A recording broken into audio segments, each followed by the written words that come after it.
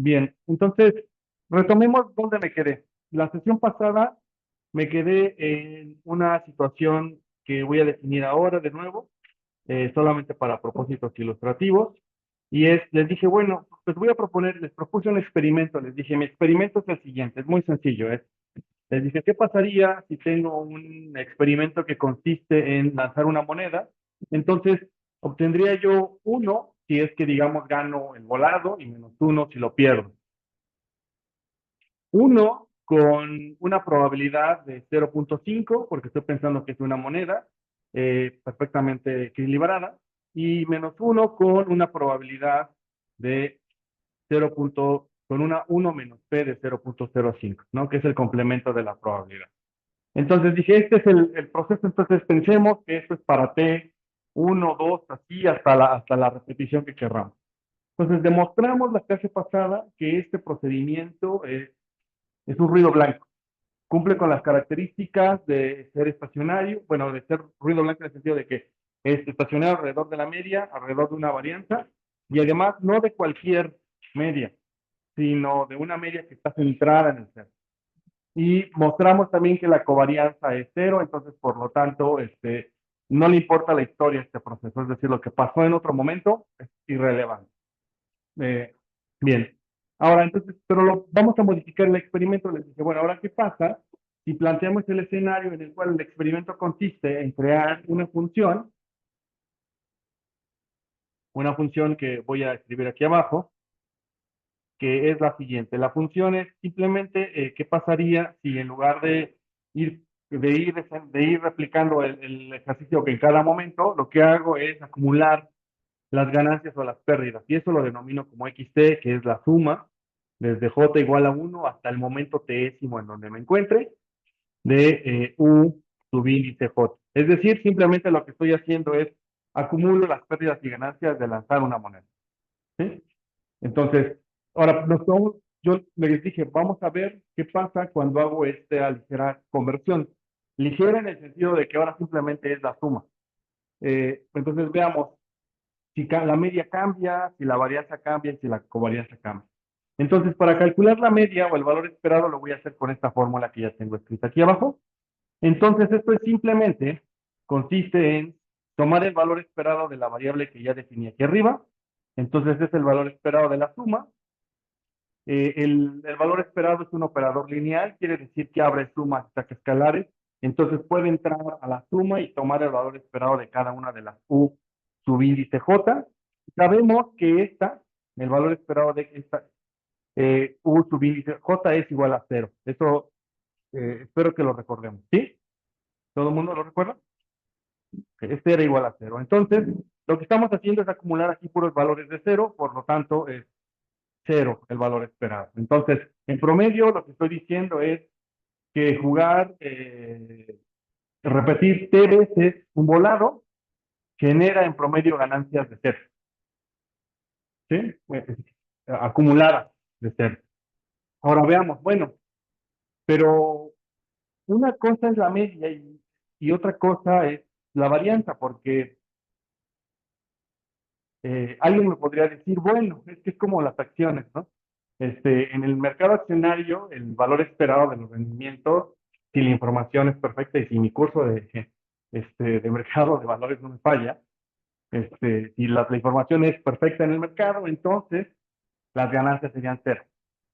¿Cuál es, cuál es el problema en este tipo de mercado?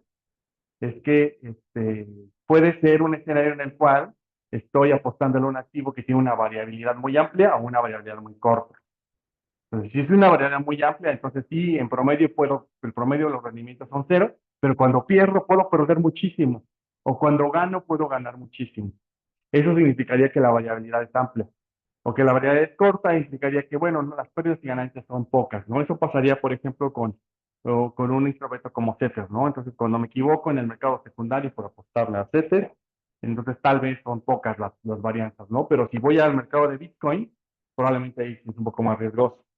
¿Vale? Entonces, bien, este es el valor esperado. Entonces, preguntémonos por la varianza. La varianza la tengo aquí expresada aquí abajo. Entonces, la varianza es simplemente lo siguiente, es tomar la varianza de la expresión que ya calculé. Bueno, de la expresión que determiné que es esto. Entonces, puedo aquí, en realidad, alguien me podría decir, en realidad la varianza puede entrar directo a tomar la varianza de cada uno de los elementos de la suma.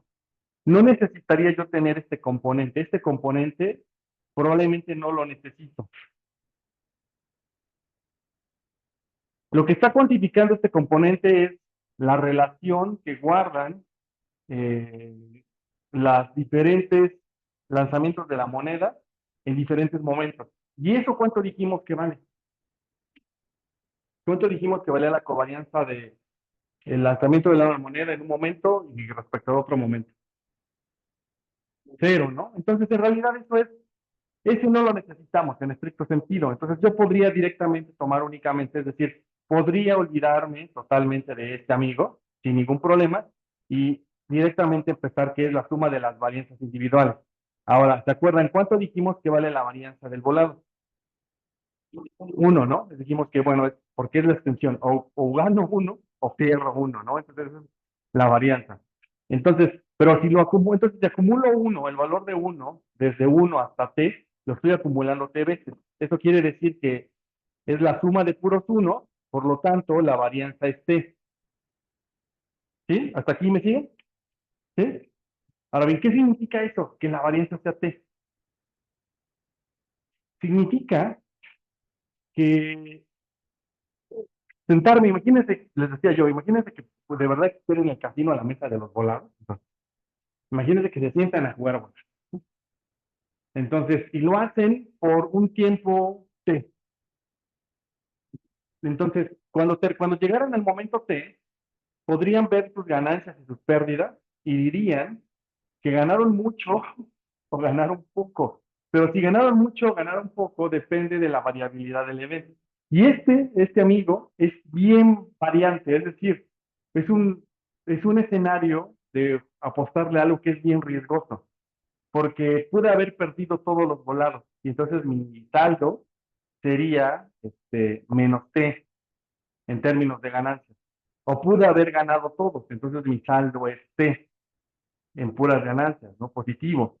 Entonces, digamos, lo que está diciéndome este amigo es que en realidad este no es estacionario en varianza, porque la varianza no es fija a lo largo de todo el tiempo. Entonces, este amigo no es estacionario en varianza, pero sí en media.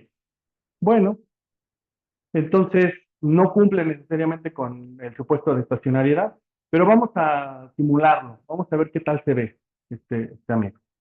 Eh, Bien, aquí abajo les dejo la anotación, bueno, aquí está abajo, la anotación de la covarianza. No es, simplemente es álgebra, pero van a llegar a algo así si lo resuelven. Entonces, eso no nos preocupemos tanto, simplemente es resolver a mano esto y es la covarianza.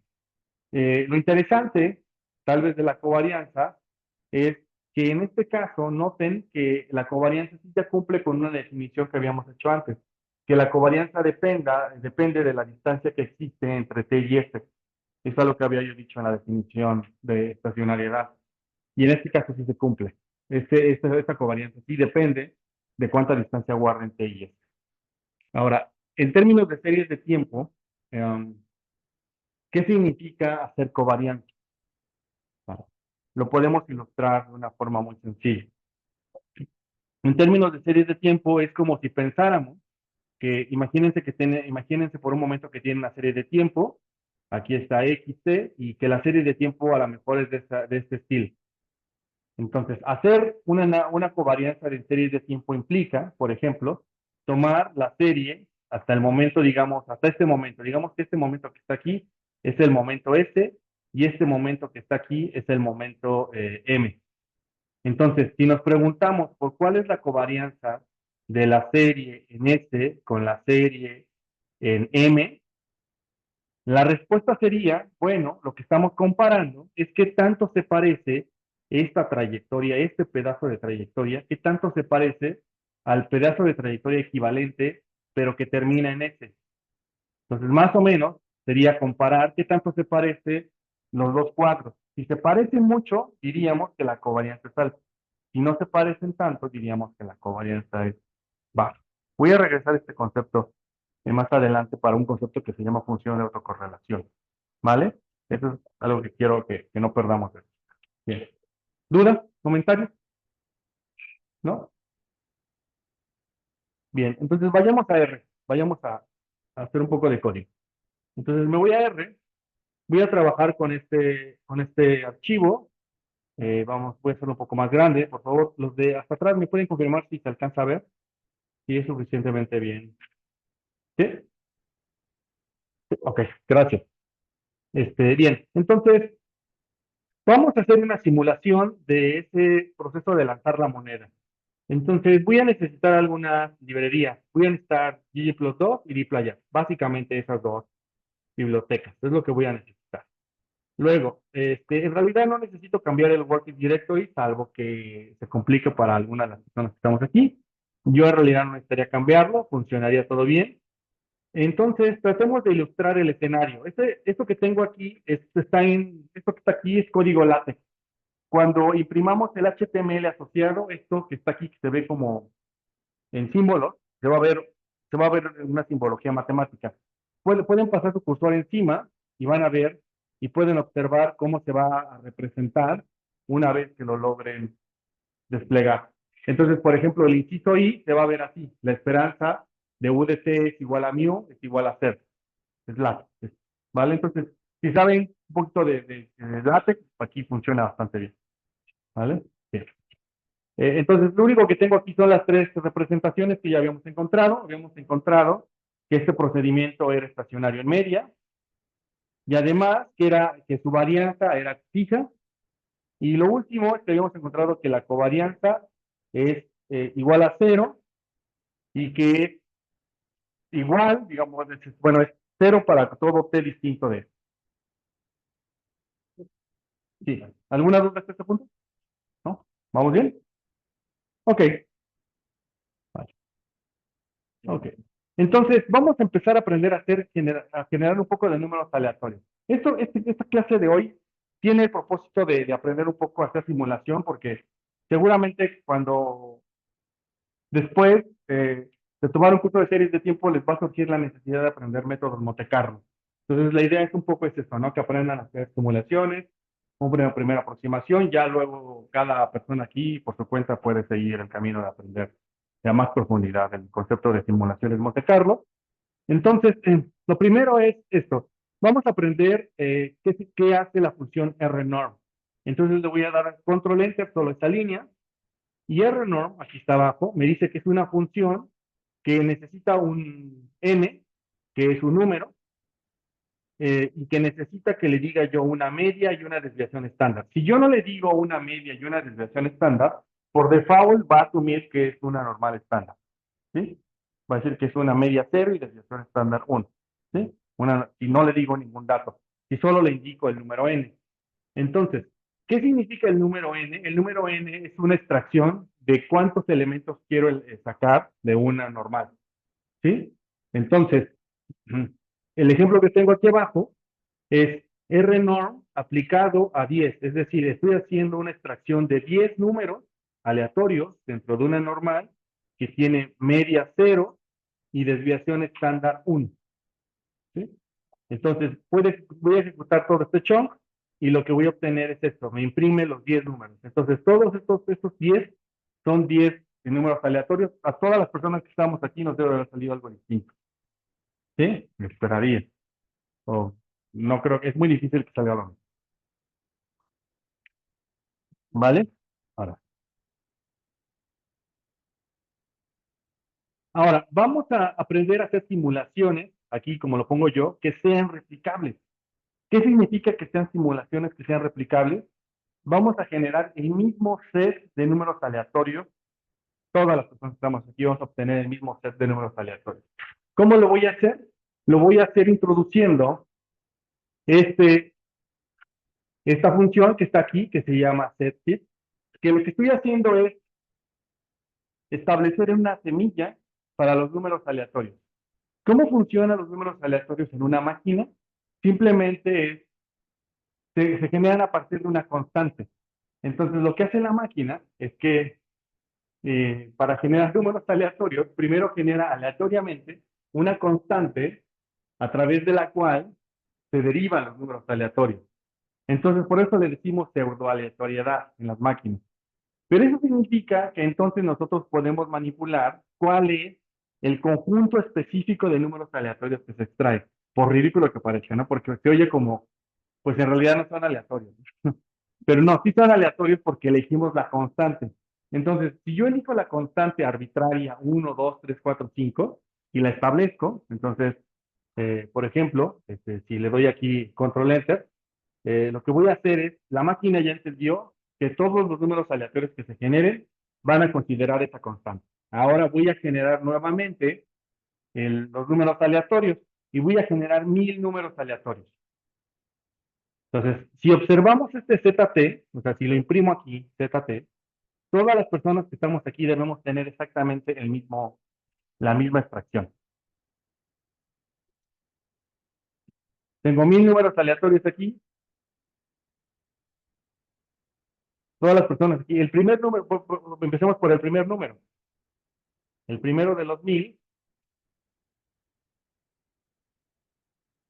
todos deberíamos tener ese número, ¿vale?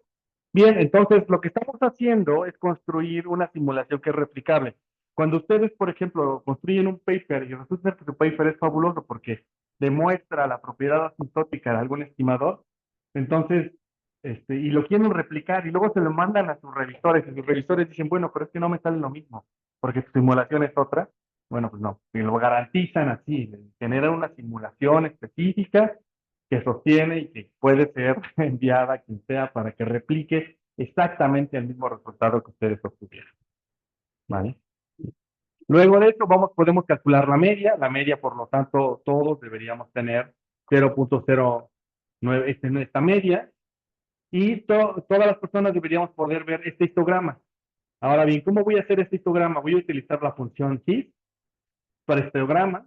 Lo que necesita es un input, que es un vector de números, de entradas, y pueden ser enteros o pueden ser reales, lo que sea. Y luego le voy a introducir con el main, le pongo un título al gráfico. Y el título del gráfico es histograma del proceso ZT de una normal con media cero y desviación estándar 2. Y luego le voy a poner en el eje de las X, ZT, y en el eje de las Y, frecuencia. Y ejecutamos este chunk. Vamos a ver cómo se ve el chunk ya completamente ejecutado. Y todas las personas deberíamos poder ver este histograma. Exactamente este mismo histograma.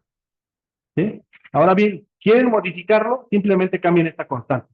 Pongan el número pongan su fecha de nacimiento ahí si quieren, el año que nacieron. Pongan el 1 si quieren. ¿Sí? Y eso va a generar una nueva familia de números aleatorios, pero lo interesante es que esta va a ser constante a lo largo del procedimiento que haga. ¿Vale? Bien. ¿Dudas, comentarios? ¿Más o menos claro? ¿Simulación hasta aquí vamos bien? ¿Sí? ¿El concepto? ¿Va? Ok. Buenísimo. Bien. Ahora, vamos a complicar un poquito esto. ¿Cómo guardamos una gráfica? Bueno, esto ya lo sabemos hacer. Voy a utilizar la función PNG. Voy a introducir aquí la función que creé arriba y voy a ejecutar esto y con esto voy a guardar un gráfico. Me puedo ir a mi carpeta y en mi carpeta de trabajo debo de tener este objeto. Ya, este objeto que se acaba de guardar y que es el gráfico que acabamos de generar. ¿Vale? Es un gráfico que se genera con muy buena calidad para poderlo hacer grande, pequeño y que no se distorsione. Esa es la intención de hacerlos así. Bien, ahora vamos a complicarlo porque lo que quiero hacer es una función que simula el lanzar la moneda, la acumulación de las pérdidas y las ganancias de lanzar una moneda. Eso es lo que voy a simular. Entonces, ¿cuál es la estructura de una función? Bien, eh, me voy a ir a mi pizarra. Entonces, cuando pensemos una función en R, la tenemos que pensar en esta estructura. Déjenme ponerlo aquí. Entonces, esto es cuando hagamos una función en R, ¿vale? Entonces, ¿qué es lo que necesita? Primero necesita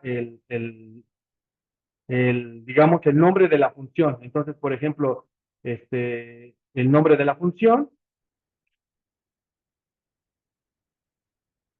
y luego necesita entre paréntesis los parámetros necesarios para que la función opere. ¿Cómo qué cosas pueden ser esos parámetros? Puede ser, por ejemplo, un vector de entrada. Por ejemplo, si vamos a simular una normal, a lo mejor necesitamos ingestar la varianza y la media que se debe considerar. Si vamos a extraer números aleatorios de una normal, el número de elementos que queremos extraer. Lo que querramos va a ir aquí adentro y esto va a ser como el conjunto de parámetros, ¿no? Luego abrimos llaves y cerramos llaves. Y todo lo que pongamos entre las llaves, toda la lista, todo lo que pongamos aquí, que será el código que se ejecutará en función de los parámetros que hayamos establecido. Esa es la idea para construir una función en R, ¿vale? Bien. ¿Dudas con el? Sí, sí. ¿Cómo? Sí, claro.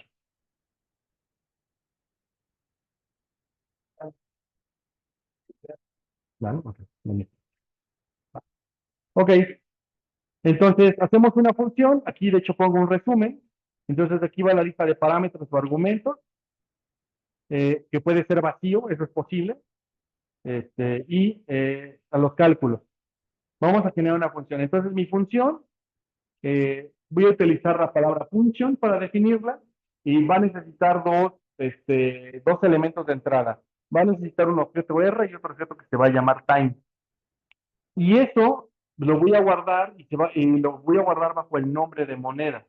Entonces, esta función va a tener nombre y apellido, se llama moneda. Esta función va a necesitar algunas cosas. Necesita R y a time. Pero ¿para qué necesito a R y a time? Vamos a ver para qué lo estoy necesitando. Voy a utilizar la función que se llama replicate.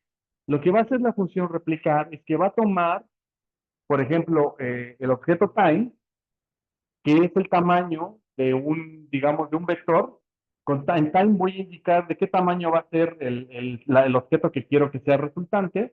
Y luego con sample, lo que voy a hacer es extraer, por ejemplo, R, que será, y aquí R lo puse, que es el conjunto del cual se extrae una muestra, ¿vale? Y luego va a ser un muestreo de tamaño 1 que va a ser con reemplazo. Entonces, ¿qué es lo que estoy simulando ahí? Lo voy a tratar de traducir en la pizarra. Lo que estoy tratando de programar ahí es lo siguiente. Si recordamos nuestro ejemplo de lanzar la moneda, lo puedo traducir a un experimento aleatorio con un espacio muestral de este tamaño. ¿Qué les parece que el espacio muestral, que lo denominaré R, tiene dos elementos, 1 y -1? Es decir, si yo hago un experimento de lanzar una moneda, solo son dos posibles los resultados. ¿Gano el volado o lo pierdo? Entonces, lo que voy a hacer es generar una función que haga extracciones de este espacio muestral. Entonces, las extracciones que haga de este espacio muestral eh, va a ser una extracción a la vez. Pero cuando haga la extracción, hagan de cuenta que, por ejemplo, mi espacio muestra, mi experimento extrae a 1, lo toma y dice, ah, bueno, el primer lanzamiento de la moneda gané el volado, salió 1, yo lo gané. Entonces, como es un muestreo con reemplazo, entonces voy a regresar al 1 al espacio muestral para que siempre tenga las dos opciones de extraer muestreos aquí. Entonces, por eso le llamo muestreo con reemplazo, ¿vale? Bien. Luego, ah, y con time lo que quiero controlar es el número de veces que repito el experimento. Entonces, lo quiero repetir 1000 veces, es 1000 veces simular extraer o 1000 veces traer el 1 o el -1. Vale, listo. Y voy a utilizar la función sample, entonces simplemente es simular la extracción de la moneda. Y voy a ejecutar y lo único que voy a hacer es que la extracción, digamos, el resultado lo guarde en U y me lo regrese como UDT. Y si ejecuto este chunk, van a ver que se genera aquí un nuevo tipo de dato que se llama function. Y aquí está mi función que se llama moneda. ¿Vale? Bien. Luego de que hago eso, ahora sí la voy a poner a trabajar. Entonces, mis resultados yo sé que son -1 y 1. Es mi espacio muestral. Voy a extraer 10,000 veces un elemento de aquí. Es decir, voy a simular 10,000 lanzamientos de una moneda. Y lo voy a guardar en un data frame. Entonces, voy a crear un data frame que va a tener una columna que se va a llamar tiempo, que va a ir desde 1 hasta el número de periodos, es decir, hasta 10,000, y se va a guardar en U. Entonces, vayamos ejecutando línea por línea. Entonces, tengo el objeto que se llama resultado, el objeto que se llama periodo, y luego el objeto que se llama U. Y vamos a abrir a U. U es simplemente es tiempo hasta abajo, ¿no? U. Eso es U. Luego, ahora sí, como ya tengo una función creada por mí que se llama moneda, entonces la voy a ejecutar. Lo que voy a hacer es poner el nombre moneda, luego pongo la misma estructura que yo sé que tiene la función moneda. Me regreso arriba por si no me acuerdo. Moneda, yo sé que la estructura que tiene es que necesita a R y a time. R es el espacio muestral, time es el número de veces que va a repetir el lanzamiento de la moneda. Entonces me voy abajo, entonces vamos a ver si estoy incorporando correctamente los datos. Sí, entonces estoy poniendo resultados. Los resultados es el espacio muestral y los periodos es el número de veces que voy a simular el lanzamiento de la moneda, que es 10,000 veces. Entonces ese objeto que resulte, esa simulación, la voy a guardar en UDT dentro de mi data frame que se llama U. Voy a volver a mirar a U, a ver cómo se ve, y aquí está. Entonces, todos debemos tener un escenario distinto. Por ejemplo, si quisiéramos pensarlo en términos del lanzamiento de la moneda, el primer volado yo lo perdí, el segundo lo gané, el tercero lo gané, el cuarto lo perdí, el quinto lo gané, el sexto lo perdí. ¿Vale? Bien, ¿dudas hasta este punto? ¿Todo el mundo vamos bien? ¿Sí? Ok, vale, buenísimo. Ahora, ya que tengo eso, entonces simplemente me voy a preguntar nosotros sabemos que lanzar una moneda tiene una media, ¿de cuánto debe ser la media de lanzar una moneda? Cero. Y bueno, casi es cero, 0,064. Casi es cero. ¿Cuánto es la varianza? Uno. También casi es uno. ¿Vale? Entonces se comporta más o menos bien este ejemplo que tenemos. Luego, voy a crear una nueva columna que se va a llamar SUDT, que es una columna donde voy a acumular las ganancias y las pérdidas de lanzar la moneda. Entonces, simplemente lo que voy a hacer es replicar un vector de puro cero del tamaño del data frame y lo voy a guardar en U. Entonces voy a volver a mirar U y si se fijan, lo que tengo es tiempo, el resultado del volado y luego una columna de puro cero. Eso es lo que tengo. No tengo más. Me regreso a mi código. Ahora sí, con este ciclo que tengo aquí, un for, este, ¿para qué sirven los for? Los for sirven para hacer actividades repetitivas. ¿Cuál es la actividad repetitiva que voy a hacer? Voy a iterar por todos los renglones del data frame para ir acumulando los valores que son el resultado de lanzar la moneda. Entonces, por ejemplo, en el primer lanzamiento, ¿cuánto va a valer la acumulación de ganancias o pérdidas? El primer resultado. En el segundo momento, ¿cuánto va a valer? Va a valer lo que gané en el primer volado más lo que gané en el segundo. En el tercero va a ser lo que gané en el primero, más lo que gané en el segundo, más lo que gané en el tercero. Entonces, esa actividad repetitiva la programé con un for. Entonces, lo que voy a hacer es lo siguiente, le digo for, es decir, la traducción tal cual para un índice que va desde 1 hasta el tamaño de periodos, yo sé que periodos es de un tamaño 10,000, entonces quiero que vaya desde 1 hasta 10,000 haciendo la siguiente operación. Quiero que tome la posición iésima de la tabla en esa columna y que le asigne la suma que se haya acumulado entre la posición 1 y la posición iésima en la que vayamos. Entonces, eso es lo que voy a hacer. ¿Vale? ¿Dudas con esto que va a hacer aquí? ¿No? ¿Alguien? ¿No? Sí, sí, claro. A ver que están en espacio. Vale, es un for, ¿vale? Entonces, lo voy a tratar de esquematizar, tal vez eso ayuda más. Lo voy a esquematizar aquí.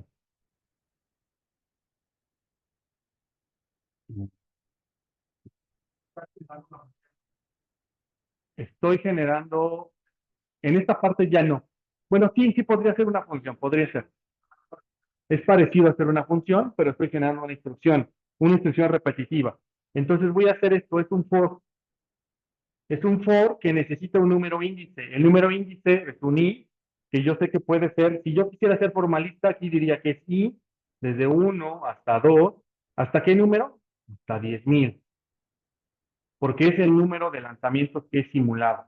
Entonces, for i, y le puse, si ustedes fijan en el código, le puse in. Entonces, quiere decir para i, en la secuencia que va desde 1, 2, así hasta 10,000. Entonces, lo va a repetir para toda esta secuencia, en la secuencia que está aquí. Para todos, para un i que esté aquí, va a repetir la siguiente instrucción. Va a hacer lo siguiente, va a ir a la tabla que se llama u. En la tabla u, va a tomar la columna que se llama SU-T, y va a tomar la posición iésima. Por ejemplo, entonces, ¿desde qué posición va a iniciar? Desde la posición 1 hasta la posición 10,000, ¿vale? Esto lo va a hacer desde la posición 1 hasta la posición 10,000. Luego, para cada uno de estos casos, quiero que le asignes a cada uno de estos lo siguiente. Quiero que tomes el valor de U de I, perdón, de U de T, guión bajo T, que esté ubicado entre la posición 1 y dos puntitos, la posición en la que vayamos. Entonces, por ejemplo, y bueno, que sea la suma de esto. Entonces, por ejemplo, empecemos en 1. Si I vale 1, entonces, ¿qué es lo que va a hacer? Va en la primera posición de la fila que se llama SU, en esa posición 1, va a asignar lo que se acumule entre 1 y 1. ¿Sí? Es decir, en la primera entrada. Luego, en la posición 2, va a ubicar aquí, se va a ubicar en 2, pero va a acumular lo que esté entre 1 y 2. ¿Vale? ¿Sí? ¿Sí? ¿Todo el mundo? ¿Hay alguien que no? ¿Se vale que me digan? No. Vale. Buenísimo. Ya estamos. Ya estamos llegando al producto final.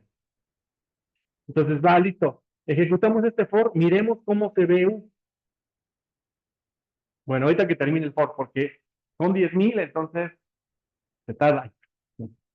Entonces, aquí tengo mi vector de ganancias y pérdidas. Entonces, por ejemplo, en la posición 1, ¿cuántas ganancias o pérdidas tenía en la posición 1? Lo que haya resultado en el primer volado, que fue -1. Entonces, inicié perdiendo. Luego, el siguiente volado lo gané, pero con la pérdida que tenía del volado anterior, mi saldo es 0. Luego, el siguiente volado lo gané, entonces, pero traía yo 0, entonces acumulé 1. Y luego el siguiente lo perdí, entonces volví a saldo 0. Si nos vamos hasta el final, es una buena pregunta, a ver cuánto quedó este amigo al final. Bueno, falta muchísimo, pero vamos a pararnos aquí como por el.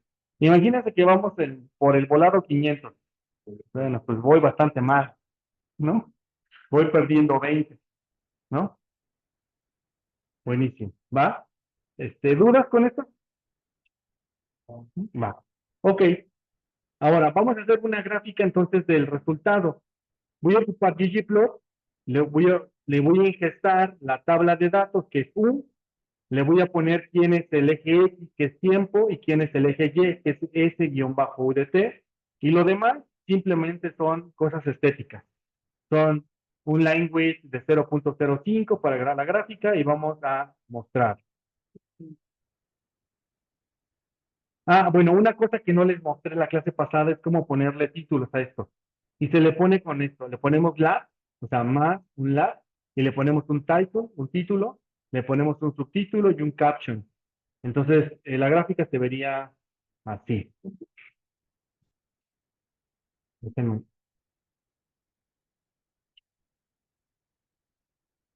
Entonces, y lo bueno de estas gráficas es que no se distorsionan tanto, la verdad, la verdad no se distorsionan, son bastante buenos. Entonces, está el título, subtítulo y caption, ¿no? Bien. ¿Dudas? Entonces, en general, por ejemplo, vamos a pensarlo así. Si yo me hubiera parado en el volado 5,000, me hubiera retirado con pérdidas, ¿no? Porque a lo mejor decía, bueno, es que a lo mejor puedo seguir perdiendo.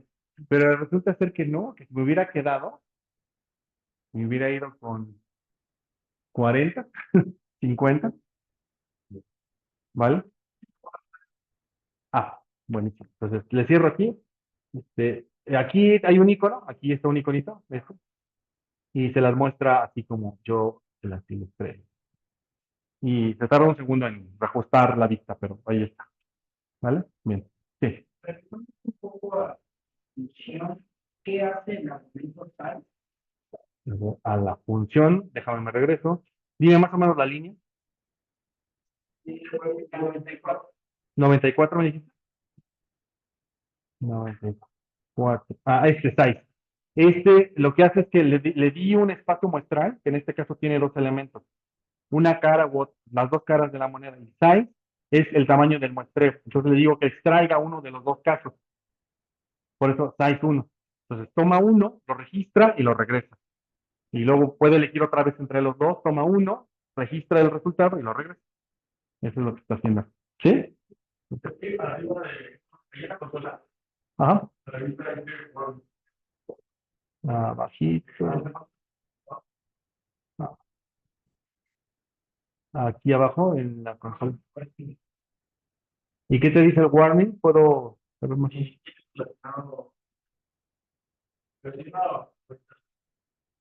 Vale, chequémosle, porque si no, yo aquí está funcionando. ¿Sí? Chequenle por ahí, si no. Si hay algo que no. Vale, por favor. Si no, me dices si podemos hacer una revisión. ¿Vale? Bien. Entonces, listo, ya está. Entonces ya sé simular un caso, ¿vale? Ahora vamos a complicarlo. Entonces, voy a utilizar una función que se llama caminata. Vayan a ir a la carpeta compartida y busquen un objeto que se llama caminata.r. Aquí está este amigo, caminata.r. Y este que está aquí es tal cual lo que hicimos, pero ya integrado en una sola función. Entonces, mi función se llama caminata y hace todo lo que hicimos, que fue simula la extracción de la moneda, simula la creación del objeto, que en este caso es la acumulación de pérdidas y ganancias, y me regresa el tiempo y la acumulación de pérdidas y ganancias. Entonces, es una función que lo único que tengo que ingestarle, si se van arriba, lo único que le ingesto a esta función es el tamaño, el espacio muestral y el tiempo. Entonces, por ejemplo, ¿qué podría simular aquí también? Que cabría sin problema. Lanzar un dado. ¿De qué tamaño es el espacio muestral? 6. Le podría escribir ese R por un espacio de números 1, 2, 3 hasta el 6, ¿no? Asumiendo que a lo mejor lanzar el dado ganas el número que aparece, ¿no? Este, ¿Qué más podría yo ingestarle? Por ejemplo, el número 52 para simular la extracción de una carta, de un mazo de póker, ¿no? Pero en realidad está un poquito generalizada, por eso es la idea de esta función. Esta función ya está, entonces está en un formato .r, entonces es una función que vive, si se fijan, no tiene ningún tipo de encabezado que llame a ninguna librería. ¿Por qué? ¿Por qué creen que es eso?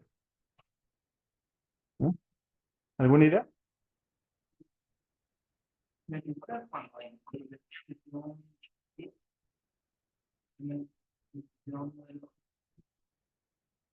Sí, sí, la idea es el script exacto.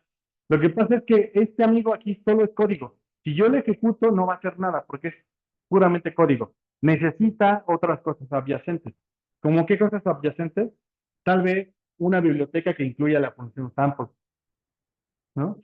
Pero eso, ¿cuándo lo va a identificar que lo necesita? Hasta que yo utilice la función caminata. Pero esa información se la voy a dar en el otro script. Ahorita, bueno, no en el script, sino en el Markdown. Aquí en el Markdown, cuando le digo so, caminata, lo que voy a hacer es llamar a la función que se llama caminata. Entonces, ejecutemos esta línea. Y noten que en sus funciones ahora no solo está moneda, que fue la que creamos, sino está caminata. Y ya la podemos utilizar porque en este ambiente que tenemos aquí, sí tenemos cargadas bibliotecas. Entonces ya va a funcionar. Entonces simplemente le voy a dar un objeto que se va a llamar opciones, un soporte que va a ser 10,000, un rango. Este rango simplemente es el tamaño que le quiero dejar a la gráfica. que vaya de que puedo perder 200 o ganar 200. Esa es la razón que le puse ese rango. Y los caminos son 10 caminos. Le voy a poner 10 porque se va a tardar un rato si le dejo más.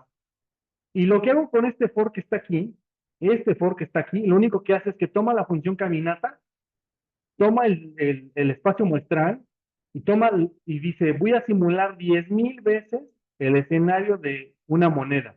Y luego de que lo simula, me va a traer las 10,000 escenarios de los 10,000 resultados de haber lanzado una moneda y me lo va a simular 10 veces. Por eso entonces utilicé el concepto camino. Y ya, y lo va a graficar. Fíjense aquí lo que utilicé un par new true. Lo que voy a hacer es encimar cada uno de los gráficos que vaya saliendo, lo voy encimando, hasta que acumule los 10 gráficos.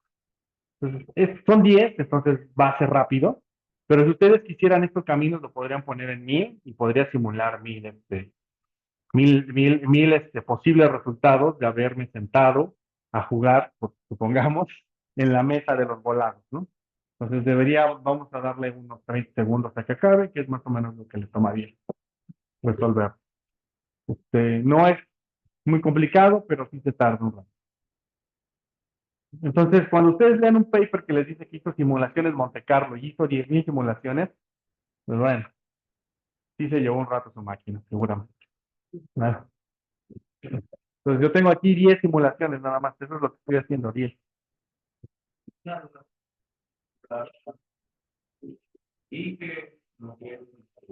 En este caso, es el índice. Yo le puse aquí por I, va de 1 a 10. Entonces, lo único que, no me acuerdo para qué lo puse y aquí, creo que ni lo ocupo para nada. Creo que no. Tal vez podría comentarnos. Sí, pero creo que no se ocupa para nada. Sí, podríamos intentarlo, a ver, veamos. ¿Alguien ya terminó su simulación? Sí. Ok, bueno, la mía ahí va todavía.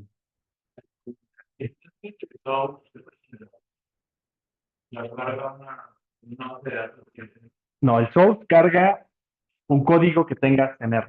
Entonces, en este caso yo tengo una función que se llama caminata y con el source carga. Pero bueno, source también funciona para cargar tablas de datos, también puede funcionar. ¿Sí? Pero en general lo solemos ocupar para eso. De hecho, source lo voy a ocupar muchísimo en adelante, en el curso.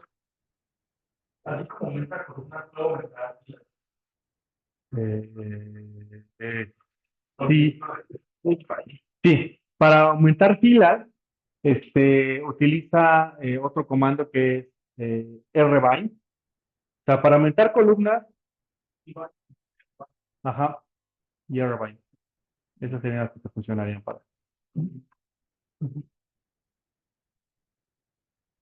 Bueno, ya se tardó esto. Solo son 10. Bueno, es que son 10,000, sí está muy largo el trayecto. Vale, en lo que va terminando, vamos abriendo uno más, y con ese vamos a cerrar la clase de hoy.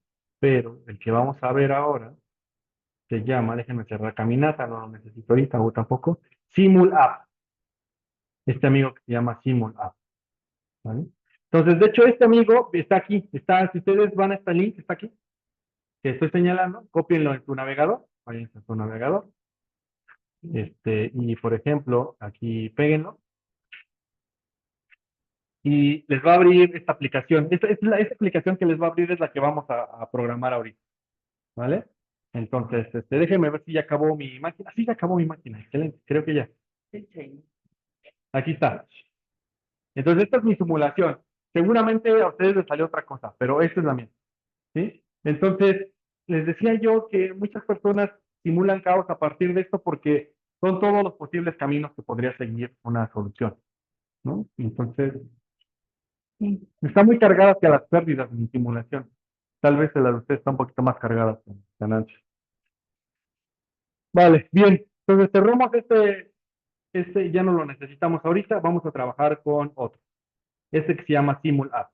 Entonces SimulApp, en esta liga que les mandé, esa que está aquí, bueno, no que les mande, sino que está pegada en el título de la simulación.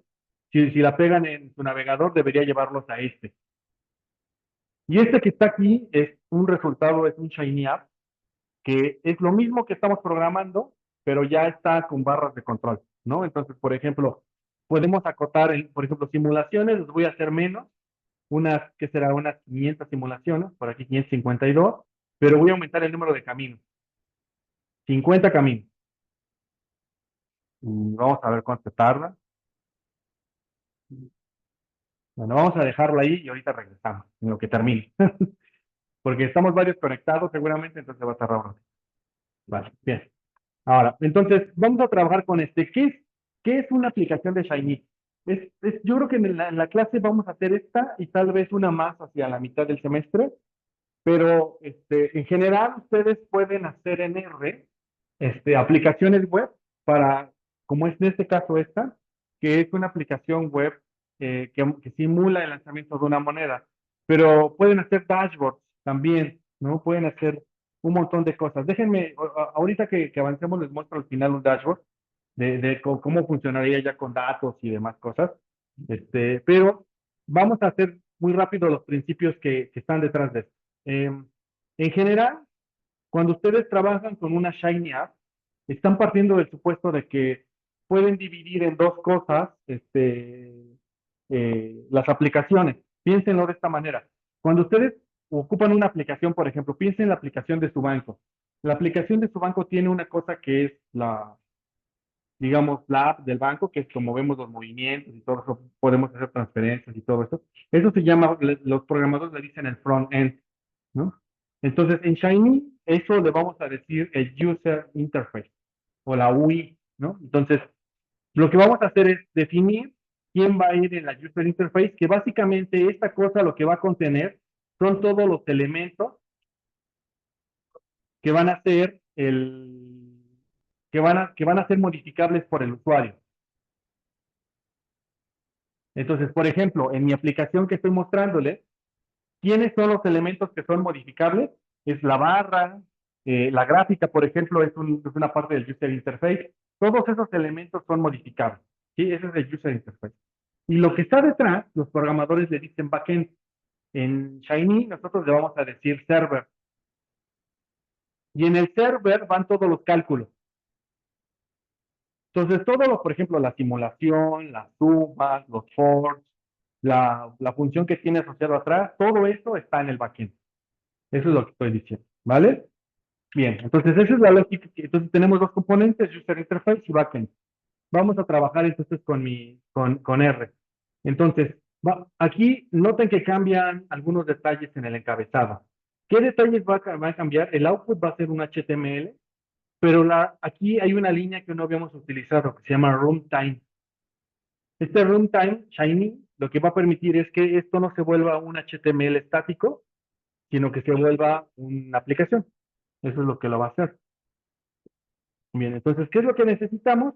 Bueno, necesitamos bien pocas cosas en realidad. Solo necesito cargar la función caminata.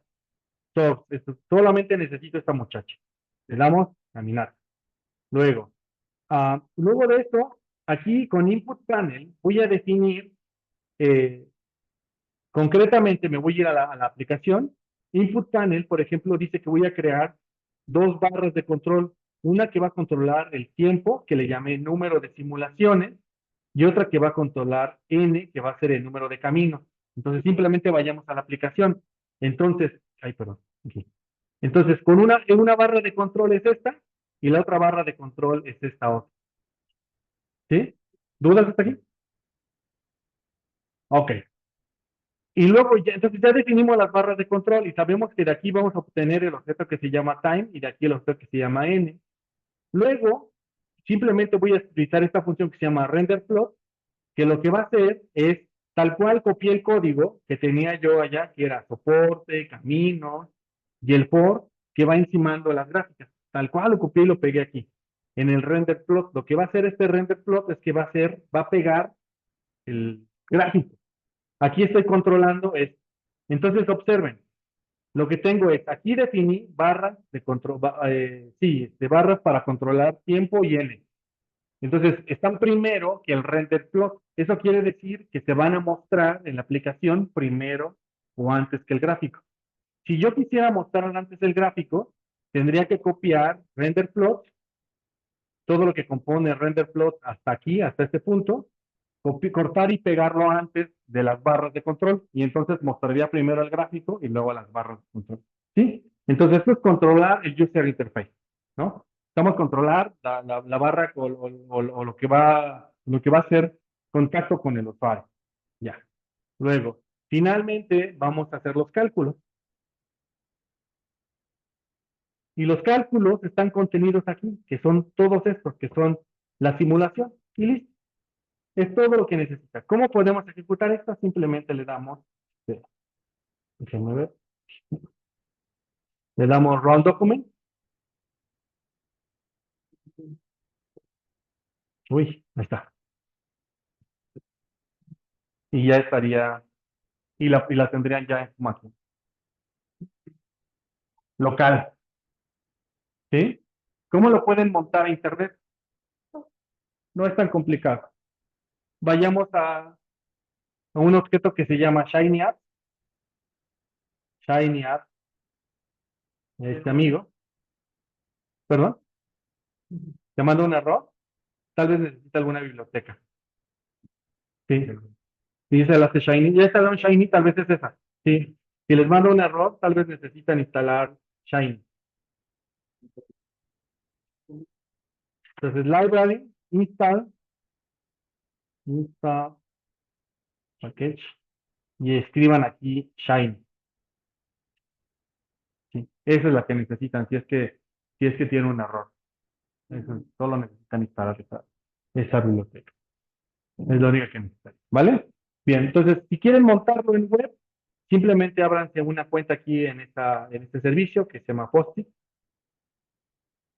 este, ShinyOps.io. Y una vez que están aquí, por ejemplo, yo aquí tengo ya uno ya abierto, pero déjenme desloguear de este porque no quiero ocupar este. Voy a ocupar uno que es más para la clase y voy a utilizar, ¿dónde lo tengo? Creo que es este.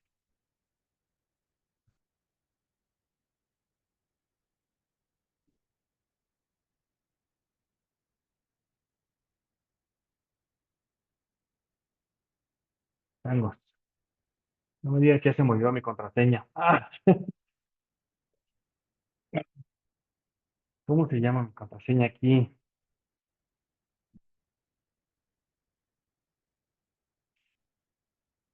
No se me olvidó. Ahí está. Vale. Entonces, por ejemplo, yo ya tengo montado aquí de moneda. Una vez que ustedes abren una cuenta aquí, es simplemente seguir una rutina para subir su información, que de hecho cuando la primera vez que la abren, les dice los pasos tal cual exactos que tienen que seguir en R para montar. Y por ejemplo, les voy a mostrar un dashboard muy sencillo. Por ejemplo, este es eh, creo que está bonito. Este amigo, este que está aquí, espero que esté corriendo bien, se conecta al de NUE del INEGI, se conecta en tiempo real. Y entonces lo que hace es que extrae, por ejemplo, vamos a consultar un sector, el 11, es que es mala idea el 11, el 55, que son corporativos. Es- Está chiquito, por eso les propongo esto.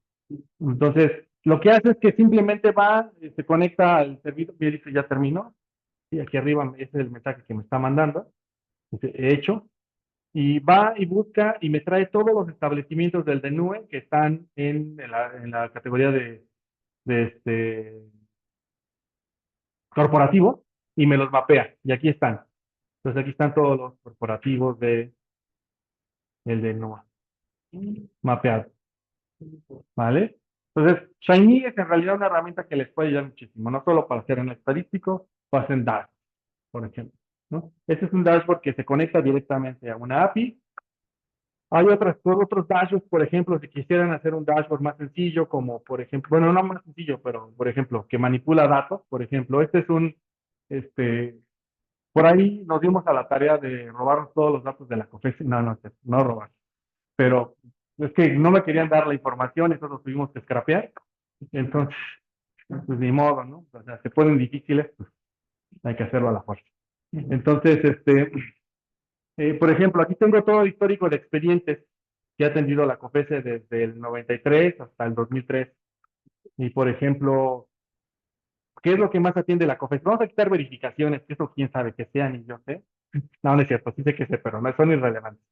Recursos, y vamos a quitarle, eh, ya. Entonces, ¿qué es lo que más hace la COFESE? Concentración. Y aquí tuve un periodo bien interesante aquí de investigaciones, ¿vale? Pero bueno, listo. Dashboard, ¿vale? Me regreso a RStudio. ¿Más dudas? ¿Comentarios? ¿Pudieron hacer el ejercicio? ¿Funcionó? ¿No voló? ¿Sí? Eso es lo que puede ver cualquiera. Sí, no cualquiera. Si tienes el link, lo puedes. De hecho, si ves pues, les mando el link, o sea, no pasa nada, pero simplemente si dan este link, de hecho, cuando vean el video, simplemente copienlo, ¿no? Para que se los mando ahorita por y ya pueden ver, ¿no? Este link, ahí está. Bueno, sí. Es que no tienen las pruebas porque la función y sus paneles no explicados. Tal vez necesitan alguna otra biblioteca. A ver, input panel. Cuando tengamos una duda, ¿no? Por ejemplo, ¿cuál es la que no funciona? Input panel. A la 18 dice, ¿verdad? Es-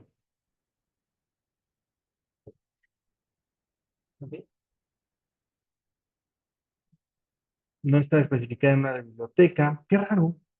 Sí, cuando instala en Shiny debería funcionar. ¿No? ¿No les hace así una advertencia de que necesitan instalar algo?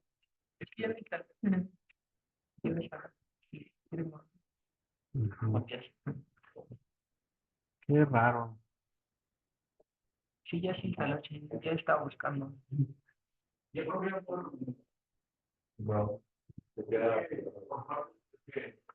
Sí, portales, bueno, pues este por partes no funciona. Tiene que correrlo con runtime, con run document, perdón. Este individual no funciona. Sí, forzosamente es con ese botón. Este sí es una aplicación. No funciona de forma individual. ¿Sí? ¿Tampoco? ¿Sí? ¿Así ya? ¿Sí? Excelente. Vale, buenísimo. Pues bueno, pues yo hasta aquí les quiero dejar. No sé si tengan alguna duda o comentario. Voy a parar la grabación por si alguien